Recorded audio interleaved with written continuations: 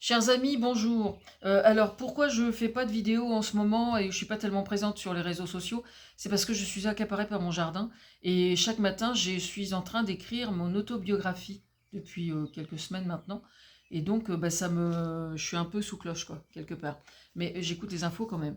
Donc, je vais vous lire un chapitre de mon livre sur l'agriculture qui s'appelle Sacré Géranium, parce qu'aujourd'hui, les députés européens doivent voter au sujet des NGT. Alors, les NGT pour pallier les risques liés au réchauffement climatique, c'est l'argument qui est avancé.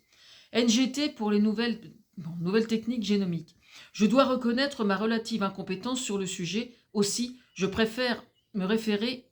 Je préfère de référer. Oh là, j'ai une faute là. Je préfère me référer à la position des écologistes plus compétents que moi. Je cite un article sur Internet. Les écologistes expriment des inquiétudes majeures concernant les nouvelles techniques génomiques. Plusieurs ONG environnementales comme Polinis, Greenpeace ou France Nature Environnement alertent sur les risques potentiels de ces techniques. Elles estiment que les NGT représentent une menace pour l'agriculture et l'alimentation, soulignant un non-respect du principe de précaution.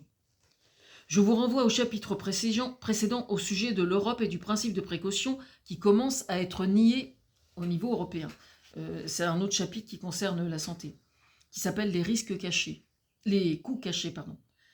Les écologistes demandent que les NGT restent soumises à la réglementation OGM afin de garantir une évaluation rigoureuse des impacts environnementaux et sanitaires.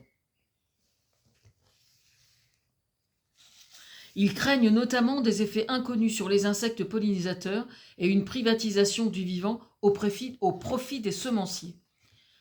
En outre, une partie des milieux conservateurs et populistes, ainsi que certains gouvernements comme ceux de Hongrie et de Slovaquie, ont manifesté leur opposition au NGT, rejoignant ainsi les préoccupations des écologistes.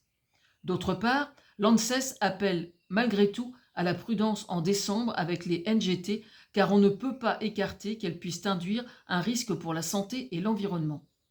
Mon sentiment, c'est que c'est une occasion supplémentaire de voir les semenciers comme seuls fournisseurs de semences, se voyant alors octroyer le monopole et donc se comportant comme de véritables racketteurs. C'est philosophiquement irrecevable pour ce qui me concerne.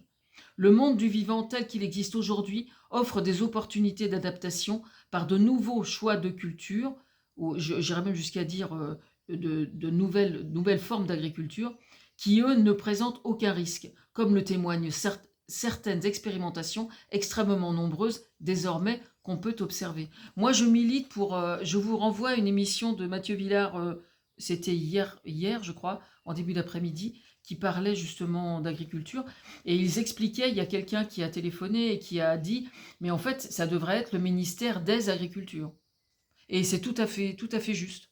Parce qu'effectivement, sur le plan philosophique et idéologique, on observe aujourd'hui plusieurs types d'agriculture et rien ne justifie, hormis des intérêts privés qui frisent ce qu'on appelle le conflit d'intérêts, comme c'est expliqué hier, et ce que je cautionne complètement, rien ne justifie que le ministère de l'Agriculture soit davantage au service de ce que dicte le gouvernement et la FNSEA, puisque c'est la FNSEA qui choisit le ministre de l'Agriculture, pour rappel.